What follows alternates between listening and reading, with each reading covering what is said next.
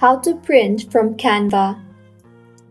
Hello everyone, I am Bishaka and welcome to our channel. I will take you through the step-by-step process on how to print from Canva. Now, let's get right into the tutorial. Firstly, go ahead and open Canva and then open the design that you are trying to print. Now, tap on the share option you see on the top right of your screen. You will then see the option for download. Tap on that.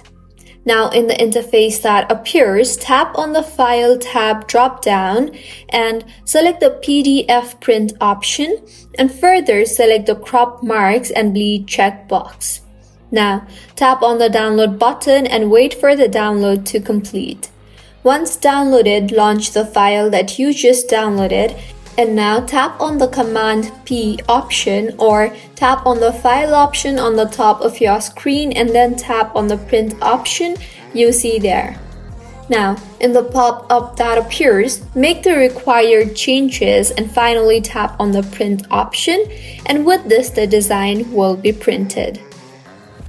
So this is how you can print from Canva. If you find this tutorial helpful, please make sure to like the video and do subscribe to our channel for more contents like this. Thank you for staying with us until the end.